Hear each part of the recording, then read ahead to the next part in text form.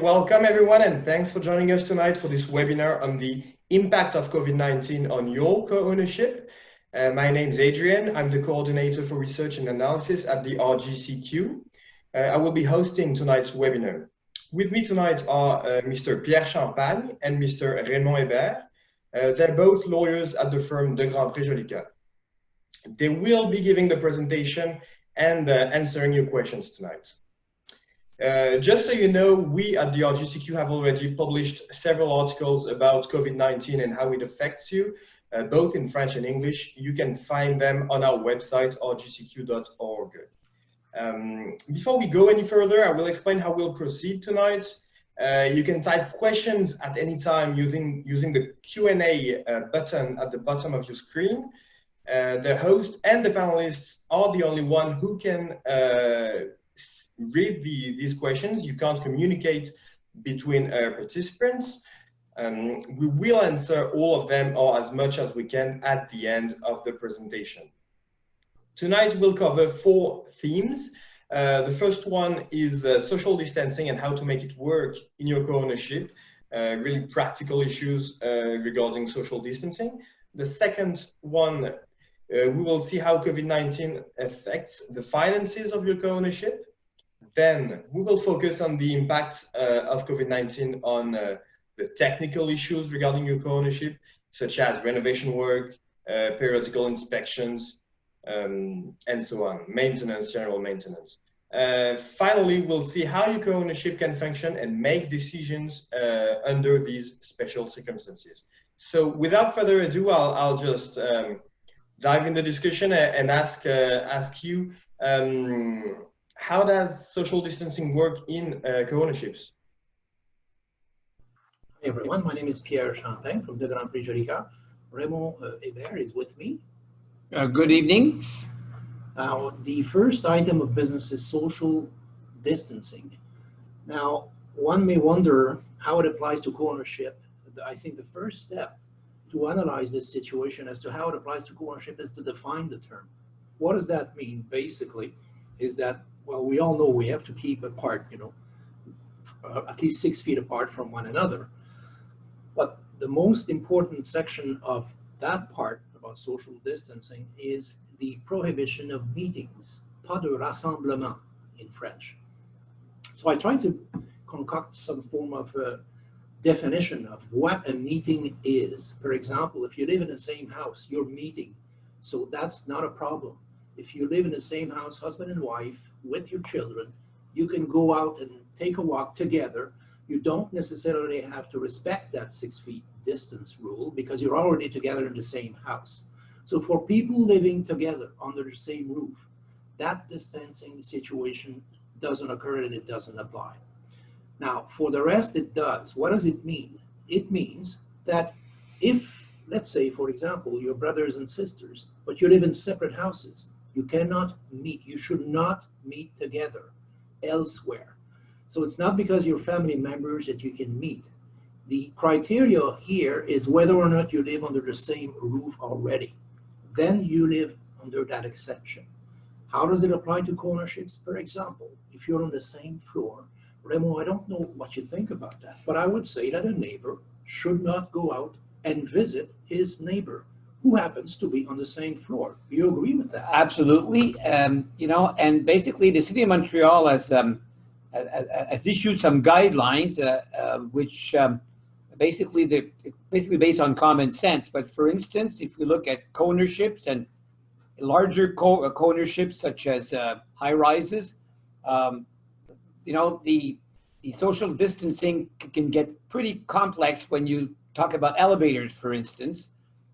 Elevators, basically, the management of the co-ownership or the board of directors should issue directions or information, basically, that people that are not in the same household should not ride the same elevator because it's almost impossible to be 6 feet away from somebody in an elevator. Then you touch another issue, the common areas. Yes, well, but the elevators is problematic.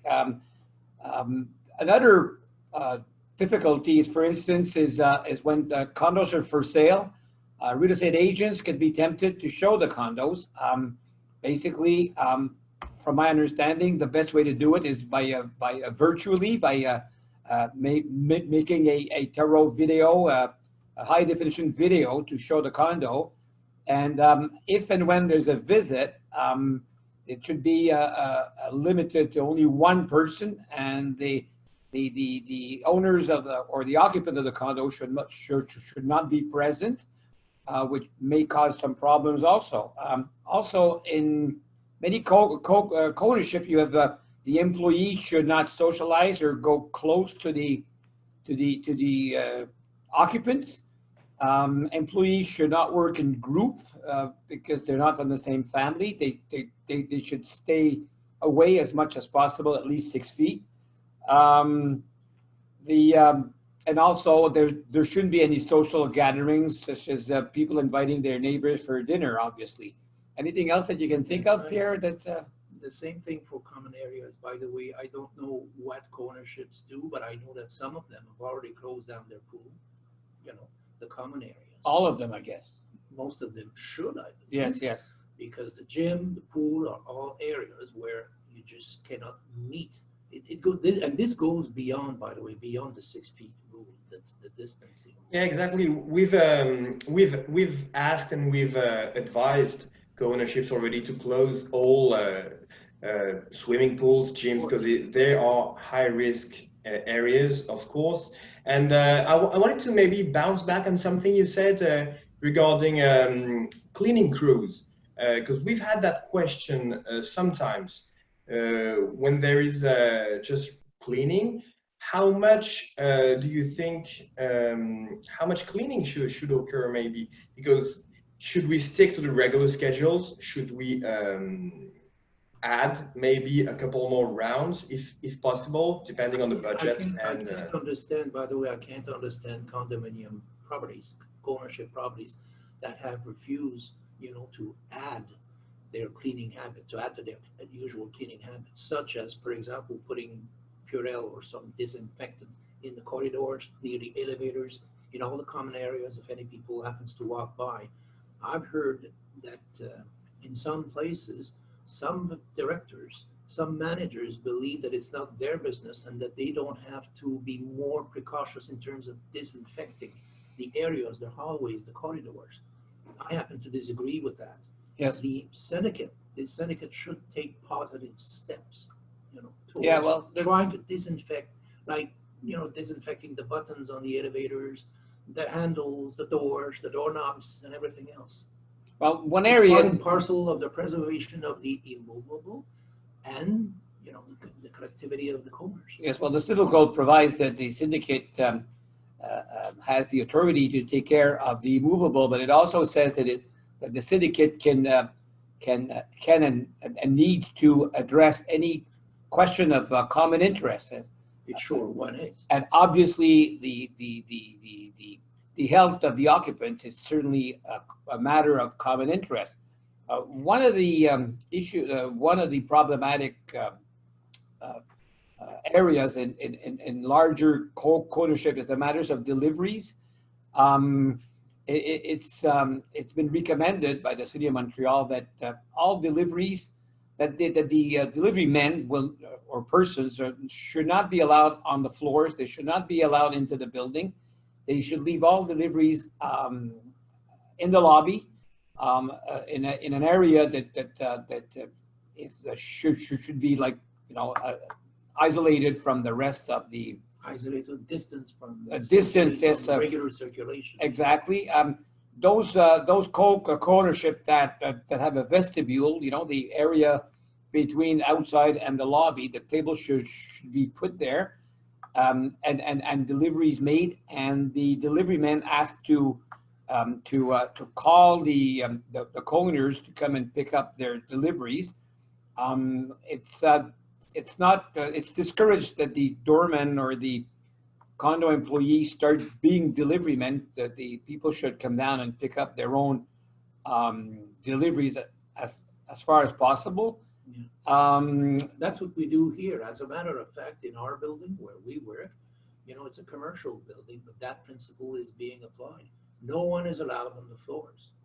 unless invited. Yeah. Even though we are an essential service, no one is allowed on the 16th floor. So, so I guess basically that's our recommendation to condo managers and to the board of directors of co-ownership is basically to limit circulation of the people in the building to ensure that the virus is not propagated all over the building. Just before we go any further, I've had a few remarks on the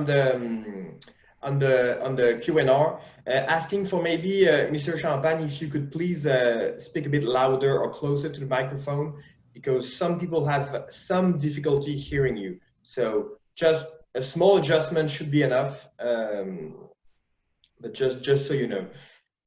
So please, or maybe we could. I also wanted to address one particularly sensitive topic tonight, which is what to do in case one of the co-owners is infected with COVID-19. First of all, should or does he or she have to disclose that to the board? And what should the board do if they know of this information? Well, this is a very interesting question, because I can tell you that that we disagree to a certain extent on. Go ahead, Raymond. I'm going to let you go on this one. Yeah, it is controversial, and it doesn't have to be a definitive answer, maybe, but believe me, at a point in time, I'm going to speak louder. No, look, basically, you know, we can address the question because there's obviously here a conflict of rights, the right of people to their privacy and to keep the information that is private to them private, you know, the expectation of privacy that is actually in the Constitution of and the Charter of Rights of both provincially and federally. And then it's also a constitutional right to have their own health. Yes, but taken care of. But there is also in the Constitution the right of people to health and safety.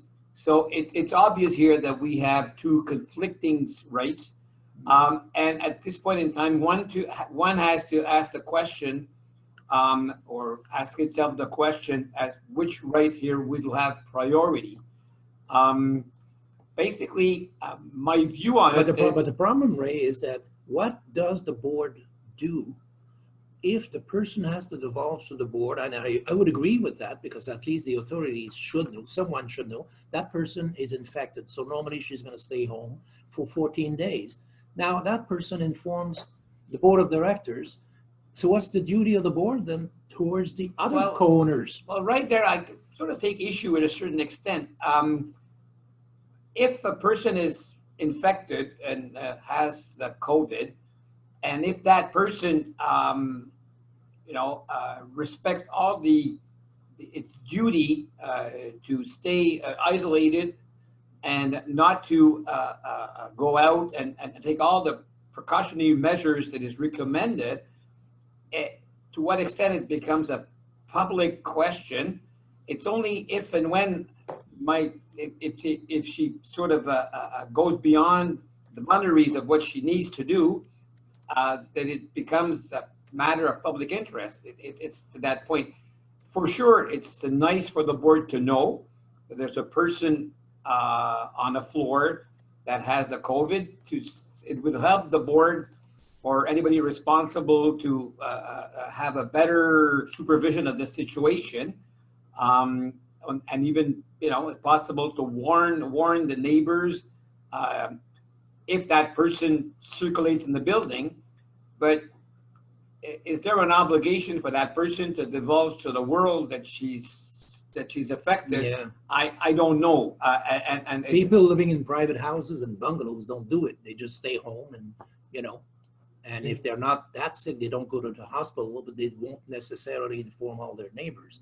May I suggest a sort of a midway solution, because you know what my opinion is, and I'm all for divulgation of the name. But I think maybe on the same floor, let's say on a high rise, this doesn't apply obviously in any townhouse type of place where it's like a bungalow or a private house. But on a high-rise building, maybe the board should take special caution for the people living at least on the same level, maybe informing these people only that there might be a problem. So don't go knock on your neighbor's door or something. Don't ask for sugar, you know, because you don't want to be contaminated yourself. But as I was primarily of the opinion, and I seem to be the only one, that the name should be divulged, it should be public information because it's a question of public health and of such great importance. I've come to terms with it now. And let's face it, the obligation is twofold. That person that's infected has to stay home. That person cannot get out of his or her unit. So that person should not have any extraneous contact. And the same rule applies to the neighbors. They should not knock on that person's door. So no one should have social contact. So in a way, you know what, by applying the law as it is, maybe is it sufficient just to take extra precaution, you know, as good sense would dictate. If I may add, Common sense would dictate. History has a way of repeating itself, and I did research with Pierre Champagne on this exact subject, and because we sort of discuss the various points of view, and one of the things that I've learned is that the public authority, the public government, in the 1918 Spanish flu, basically the police and the health authorities would mark the doors of those dwellings in which contaminated people lived. And they marked it with a yellow cross. And at that point, it was a warning to the neighbors and to the other occupants of the building that dwelling was contaminated. And that was something that the public authorities did in 1918. It's interesting to note that in this crisis, which is quite similar, the government or the cities or the sanitary authorities have not requested or suggested such a precaution. Probably on account of the fact that we now have charters of rights which did not exist at the time. But I have to agree with Pierre that about one thing. If a syndicate, if the board of directors learned about a person being infected, and if the board had any doubts about that person staying put, or about that person not putting at risk the other occupants, I cannot think of a judge condemning or blaming the board for advising the co-owner. Yeah, especially if that person doesn't respect the basic rules. Exactly. So basically, the long and the short of it is that I don't know, and when we're not judges, and this is an unprecedented situation, that I would say that the board or the directors, if they advise the people that need to know, I cannot think that they would be blamed. But I wouldn't recommend them putting it on the board or sending all kinds of messages or denouncing the person publicly. But I tend to agree with Pierre that in the end, the final analysis, there would be no blame for a person or for a board to protect its. I would say maybe advising at least the very adjacent and close neighbors, the situation. I think that might be a good idea.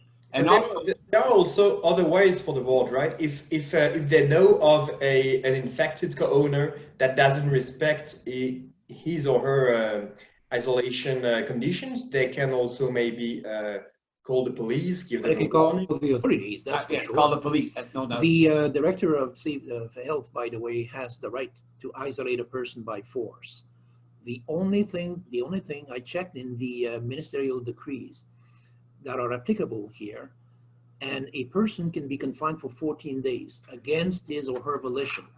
So in the Health Act in Quebec, the director of public safety can only do this for 48 hours. with the new decree, he can do it for 14 days. Yes, the only thing Can be is extended too. he can arrest the person, take that person away in confinement, but he still needs a mandate, some kind of a court summons to enter the domicile. But other than this, other than forced entry into the apartment itself, the police or the director of public safety can take that person away, especially if that person doesn't respect the rules.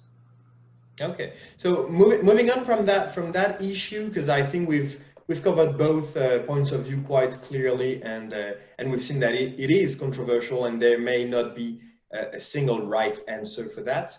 I propose we focus on the financial aspects of COVID-19, and because we've received a lot of questions regarding that in the past few weeks. The first question, the most frequent question we've received is first of all, how do we do if we've had to postpone our general meeting and the budget is expired? What happens then with the condominium? If I may start on this issue, please at least don't worry about this, because no one is obliged to do what is impossible to do. So right now, you cannot have a meeting of 2 people, inside or outside. So you don't have to worry about your annual meetings. You can do them later. Same thing for the budget. It's automatically prorogated, so you can continue to collect the same condo fees that you were collecting before. And the same thing applies to the mandate given to the directors. They stay put, they stay in place until the next annual meeting. So you don't have to worry about that.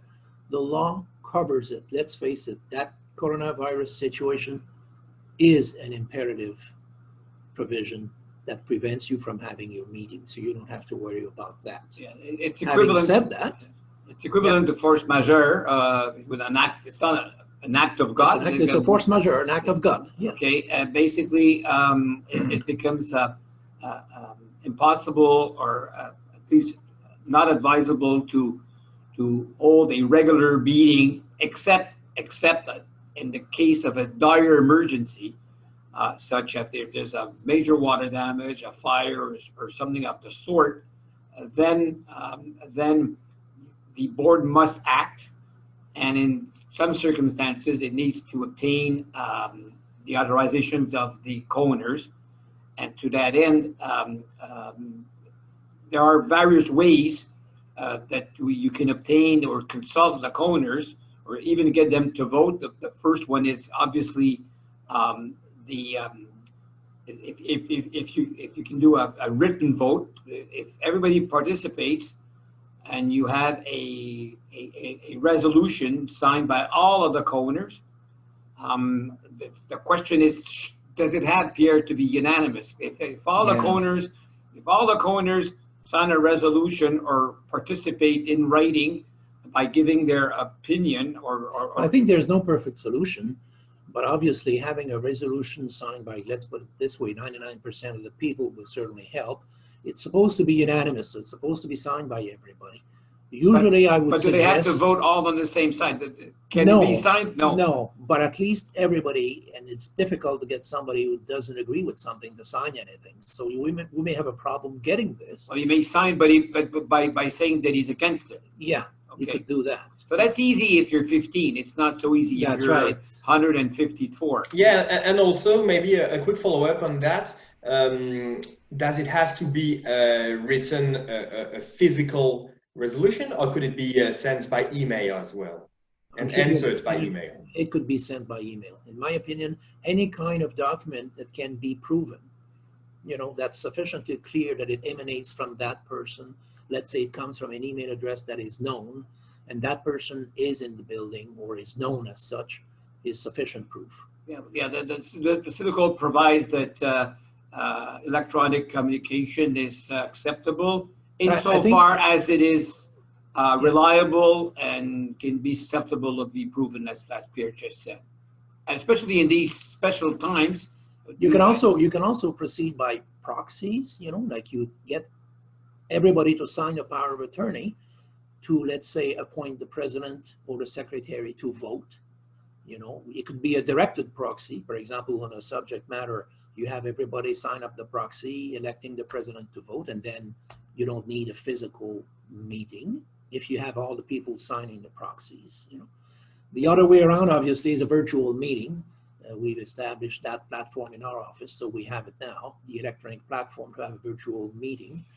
But in order for that virtual meeting to take place and be legally valid, it's better to have a court order. We just went to the Superior Court on March 24th. We got a court order permitting us to hold a virtual meeting in one of the cornerships in Montreal, and the meeting will be held on April 24th. Yeah, it's going to be held on the electronic platform similar to this, and there's going to be electronic voting. Everybody will participate, but everyone will be in a totally separate room. Okay, my understanding that a virtual meeting is possible insofar as everybody has the possibility to join in. They don't have to all join in the same manner as a regular meeting. It's not everybody that needs to attend, but everybody needs to have the possibility of attending, either in person or by giving a proxy.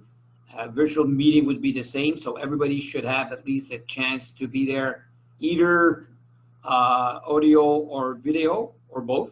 It has to be done in a way that people can communicate their ideas and at least ask questions and be informed. Yeah, provided that you fit, you know, these criteria. Ideally, they can all communicate with each other too, which is technically not in a virtual owners meeting. That's impossible. On a directors meeting, you can have instantaneous communication between people, but in a co-owners meeting, you have communication with the president, you know, with the chairman of the meeting. You ask questions, you answer, and then you vote. The banks did it recently. We just did the same thing that TELUS Corporation did in Vancouver, and the Canadian banks and the financial institutions did in Toronto. The 6 Canadian banks asked for a court order so that they could have a virtual meeting of the shareholders, which they had, by the way. The Bank of Montreal just had a virtual meeting recently. Okay, but it's not, technically it is possible.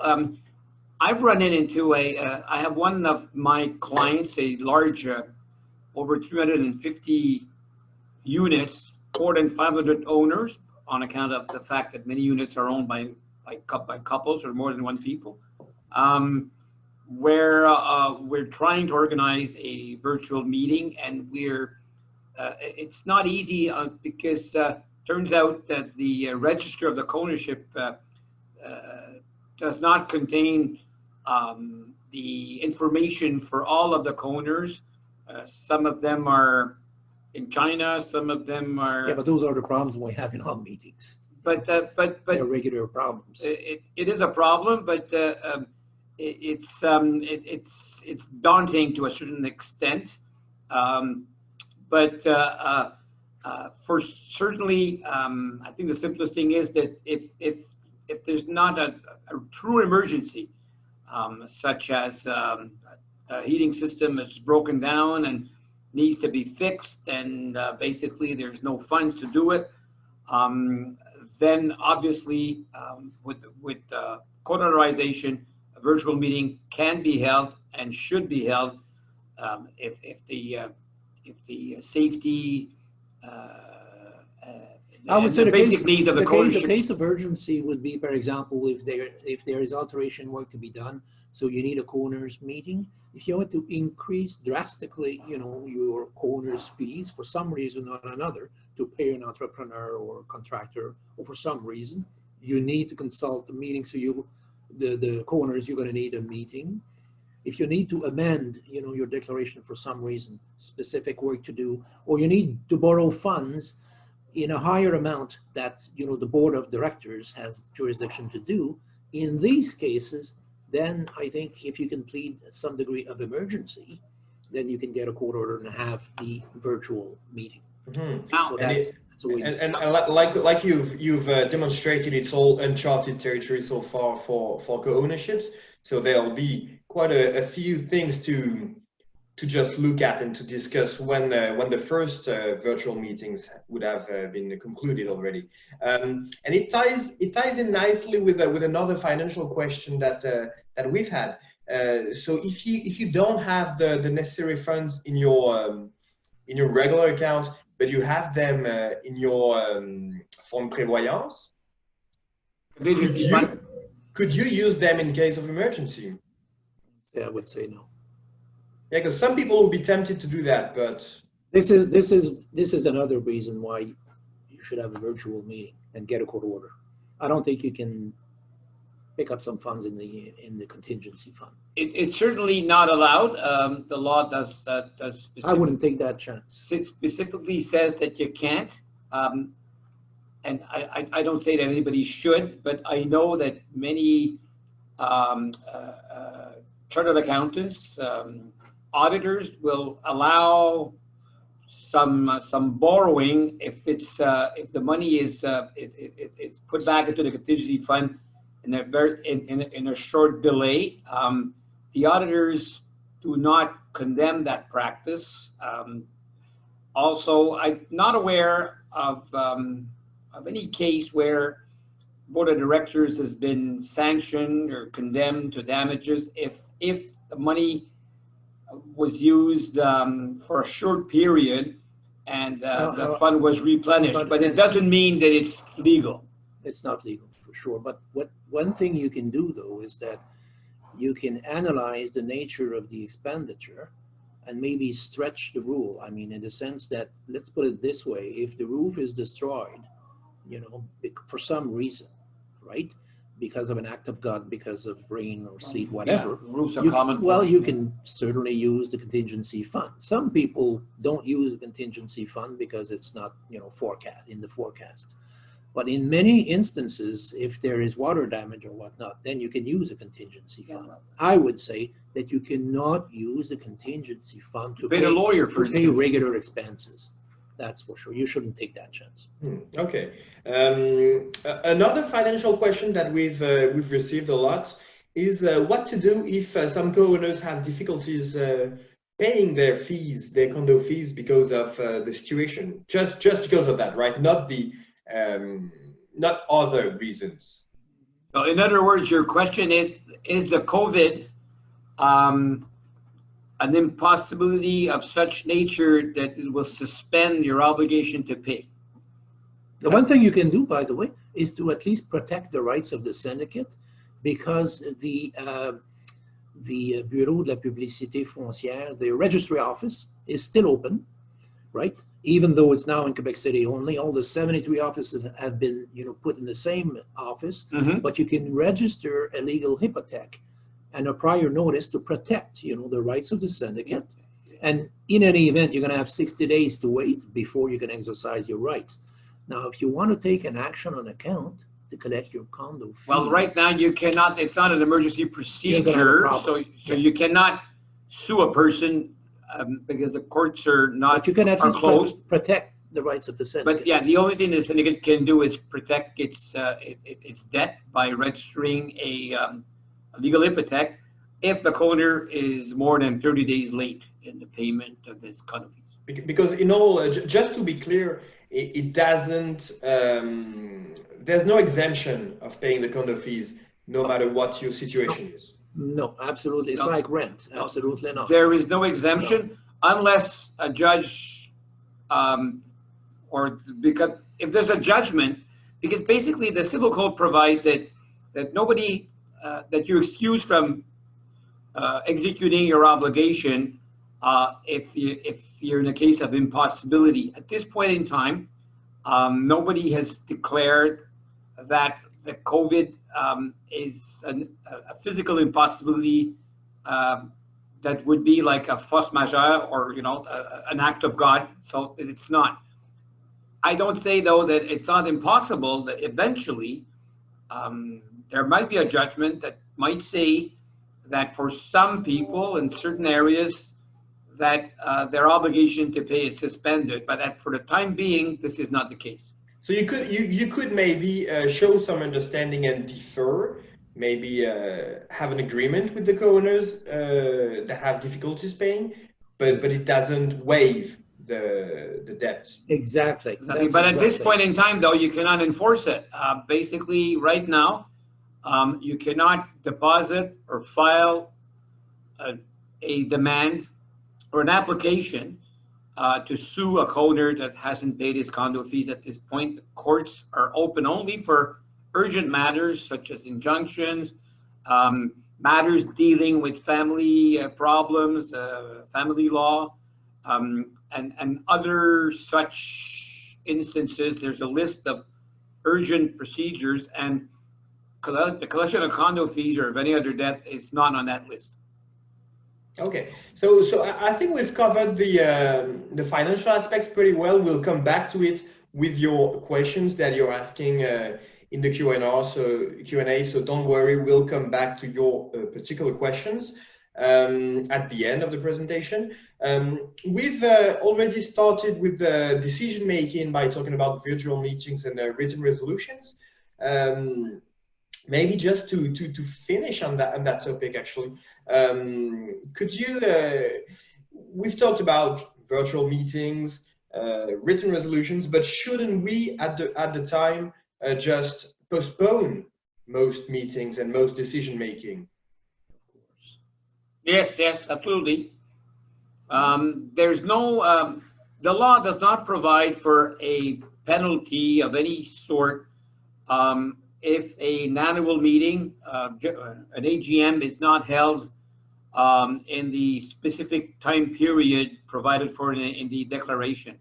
Many declarations say that 90 days after the end of the financial year of the syndicate, a general meeting must be held.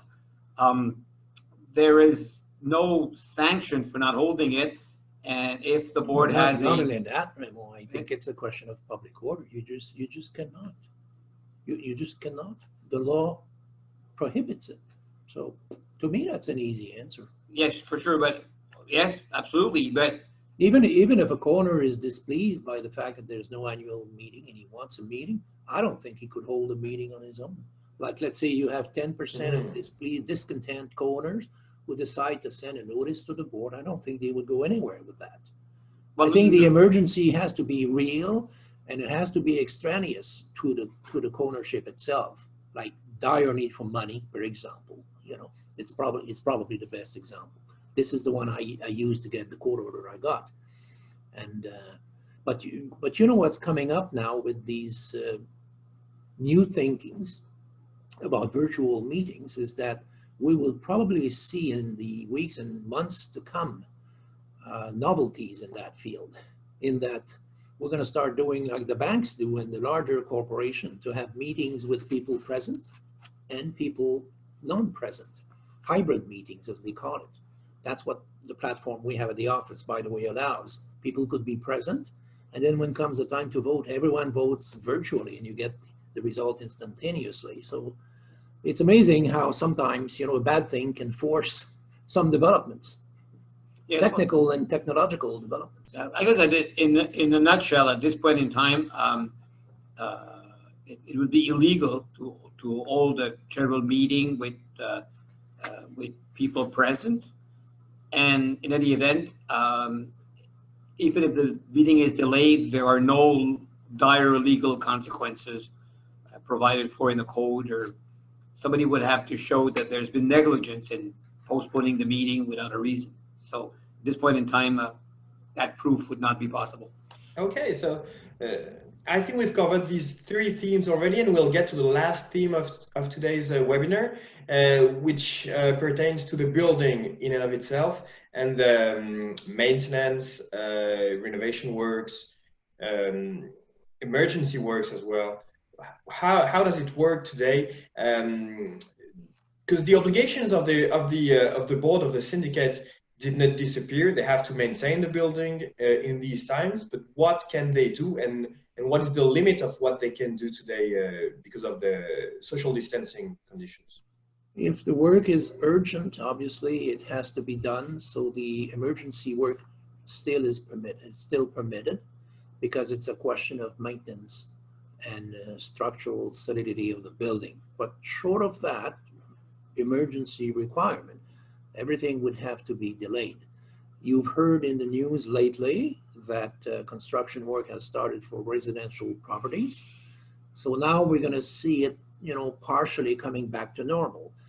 But with respect to the maintenance of the building, I would say that other than emergency work and regular maintenance and cleaning, obviously cleaning is the key item here. For the rest of the work, it's just going to have to wait.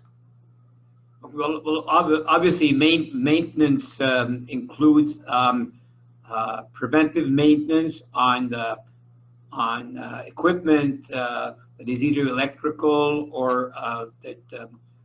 heating, gas mains, things that need to be cleaned out and kept in a good working order to ensure the safety of the occupants is certainly a priority and can still be done, even though there are orders prohibiting regular construction work or regular maintenance. Long-term maintenance should be delayed. The regular, you can still cleaning of the roof, stuff like that. Anyway, you're not going to get the workers to do it. Okay. The one thing also, you're just not going to be able to get them. Okay, and the one obvious area where it's very, very important is everything that has to do with sanitation. The cleaning of the garbage areas, the taking out the garbage, ensuring that the building is clean. I guess that the workers, the wiser, prudent administrators and directors should basically postpone things that can be postponed and basically increase the sanitary cleaning of the building, washing of the handles, disinfection, garbage removal, and stuff of that nature. And obviously, when and if available, the security should be reinforced to avoid people coming in and out of the building without any control. Okay, and where do periodical inspections stand on that? So we may have a few different inspections, most of them for safety issues. So I'm thinking of fire alarms inspections. Should we postpone that as well, in your opinion, or should we have them as regularly scheduled? No, not fire alarms. Same thing for elevators, by the way. Elevators are due, they're under strict rules. So these programs should be maintained because they're part and parcel of safety and emergency issues. That's my opinion. Absolutely. But there's a good question. What about facades that work needs to get done every 5 years? I would say that this is not urgent work unless you actually see bricks cracked that could fall on the sidewalk. I would think that as long-term inspections could be postponed when they're not. I would say, Ray, that as a rule, I would say that what has been declared as an essential service is certainly something, if you could get these workers, because there's a list of essential services that is listed in most ministerial decrees. It's amended from time to time, but I've seen in these lists that this kind of service is considered an essential service. For the facades? No, but for the elevators. For the elevators, absolutely, yes. But for the facades, I would think that unless there's because these are inspections that need to get done every 5 years. So I would think that if it's 5 years and a few months, because this crisis should not last forever. But fire alarms? Fire alarms, that's right. There's no exceptions. I mean, you can. I have a trick questions for you now. What to do if emergency work needs to be done in the unit of a co-owner known infected by COVID-19? Well, it's a tricky one. If it's emergency work, it has to be done. So that means that person that is infected would probably have to be evicted from her apartment. Yes, and then the apartment cleaned out or disinfected to protect the workers. Right. But that would need to be a really real true emergency. Yeah, we're talking water damage, maybe something like that. That would. Well, then obviously the infected person could not stay there because her lungs would be at risk. Water damage is the principal source of. I say that this is one of the cases that we were talking about earlier, where you know, you could call the police, the director of public safety, and yes, they could get a court order and evict that person and isolate that person for the 14-day remaining, or 13 or 10-day that period of time. That person has to be both isolated, because in quarantine you've got the two elements. You've got the isolation from the others, but also the confinement. That person will have to be confined in some place. It's not jail, but let's face it, it's almost, you know. Yeah, you're deprived of your freedom. You're deprived of your freedom because you're going to be confined, isolated in a particular place. So that's a case where, yes, a court order could be obtained, and then you do the work and disinfect the entire apartment. Okay, perfect. I think we've covered all of our themes. And now we'll just go through your questions. You can keep them coming. I will read them out loud, and Mr. Champagne and Mr. Hébert will answer them. So here's a question from Lorraine. I have a new co-owner who has gutted their unit prior to moving in. With the new construction directive, which means I'm assuming the one that is going to be implemented at the end of the week or beginning of next week, will the contractors be allowed to recommence their work to allow the new owners to move in? They are currently living in a hotel and would like to occupy their new home as soon as possible. The answer is yes. Residential construction will start anew. Yeah, and from my understanding, it's residential construction, especially for... but not all residential construction. Exactly. No, it's for new homes. Yeah, but only for those that need to be delivered before July 31st. July 31st. Because there's basically a developer cannot start a new development of bungalows, 50 houses to be sold. No, it's only those houses or dwellings that are already contracted for and need to, and where the contractor had already committed to deliver it before July 31st, which is just before the construction holidays. I don't know if they will have them this year, but in an event. So in those cases, so if you're, in your example, the new co-owner needs to move in by July 1st, which is the usual date where leases end, yes, absolutely, the contractor, if available, and if he has staff, will be able to recommence working and to finish his condo to deliver it on time. Okay, perfect. Another question that I think I may be able to answer. I will start on an answer, and then you may correct me if I'm wrong. We haven't been able to have the co-ownership meeting to agree on base unit, and it's unlikely to happen before the deadline. What do you suggest? Just so you know, we at the RGCQ have asked for a postponement of that due date of June 13. We've asked for a 1-year postponement. It is under review by the government. We will keep you posted on when we have any news on that front. So our recommendation is to wait and see. You can continue the work of describing the base unit and consult with your co-owners to have their comments, but we recommend you to wait until you hold a general meeting for that, a special meeting rather. I think the time frame will be prorogated, you know, in all likelihood. I'm a little bit surprised that it hasn't been done yet. The one thing I can tell you on this issue is that two things have happened here, and one has nothing to do with the other, but as you know, there's been several bills, you know, filed in the National Assembly. One of them is Bill 41. And one of the things it did is abrogate a certain section of Bill 141, whereby there would be a presumption, you know, that if you don't fulfill that task, in other words, if you don't have a description of the base unit by June 13th, then it's deemed that there isn't any, right? But that presumption has gone by the wayside, so it no longer applies. Therefore, since you are in the impossibility to hold a meeting to approve the private portion description, then quite frankly, nothing will happen. I mean, in reality, there's going to be no consequence. Of course, we would rather have, as you're mentioning, and we're also working towards that, a delay, to have this approved by the meeting of the corners. Okay, perfect.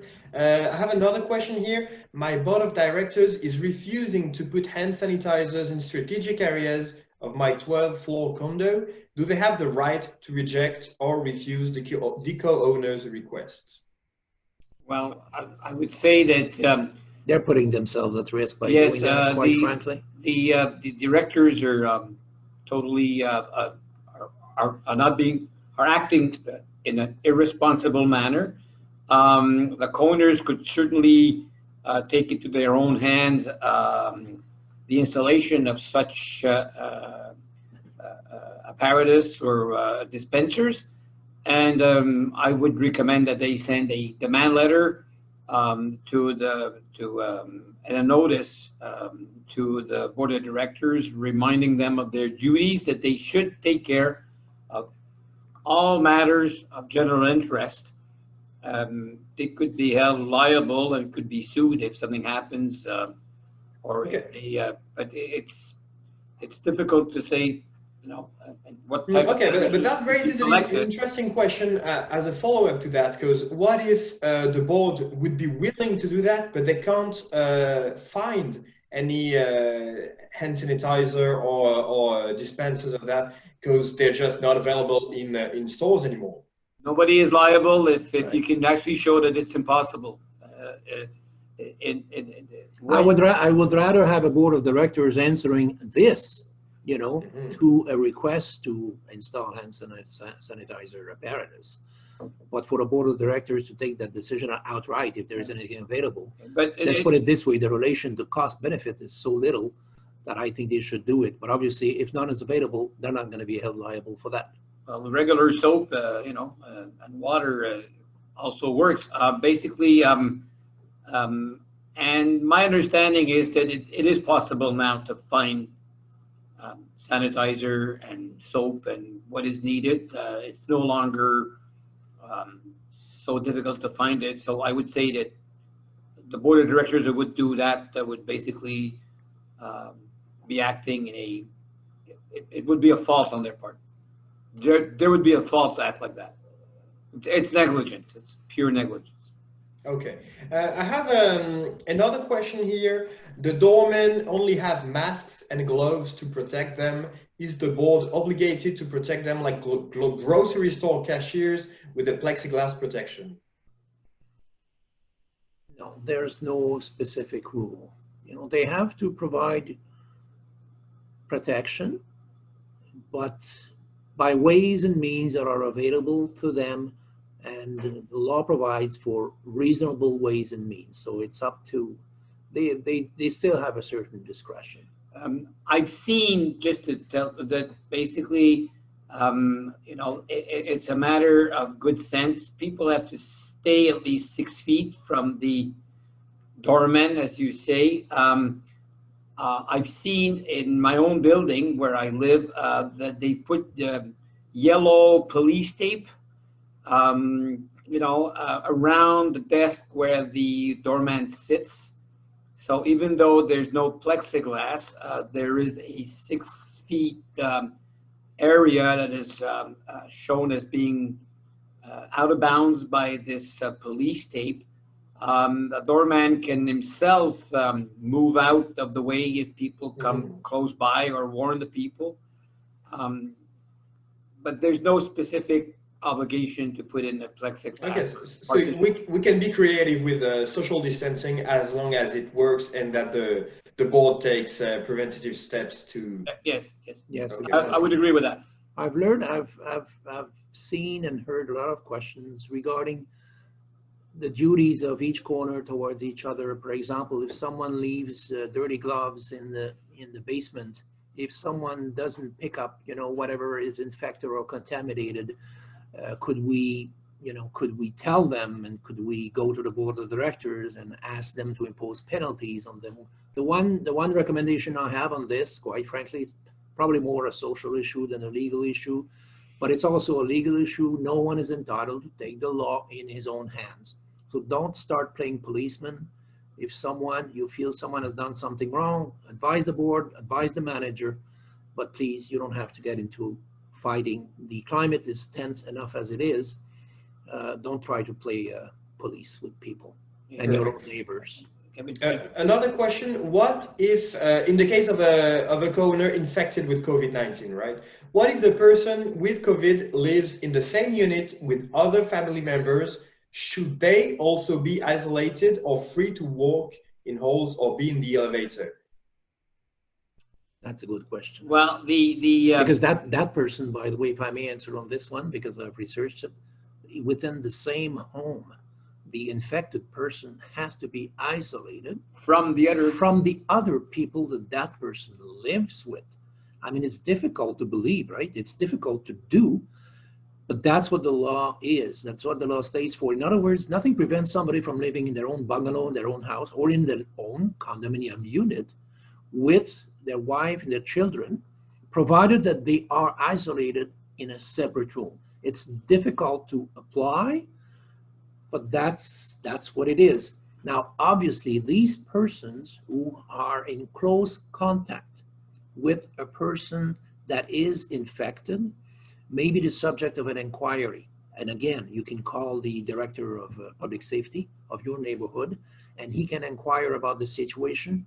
And if he has a doubt about a person that is living near a contaminated or an infected person, the director of public safety has the jurisdiction to put that person away for 14 days as well. It's a discretionary matter then. Okay, perfect. But if you have a doubt that the person, let's say, doesn't stay in the bedroom area, doesn't stay isolated from the others, or if you know that the apartment simply would not allow it, don't hesitate, call the authorities. They'll check, and it's a question of public safety. It's an important issue. Okay. And again, that person can be confined involuntarily. I haven't seen that happening so far, but the decree has been adopted by Minister McCann, and the powers of the authorities are pretty strong. Okay. Back to Yes, I'm sorry. I'll just, because we only have 2 minutes left, so we'll try to fit in 2 quick questions. Back to renovations. What if an owner wants to do renovations himself in preparations for future potential tenants, but the owner does not live in the condo? Is he allowed to go there daily? Yes, as long as he works alone, or just a second now.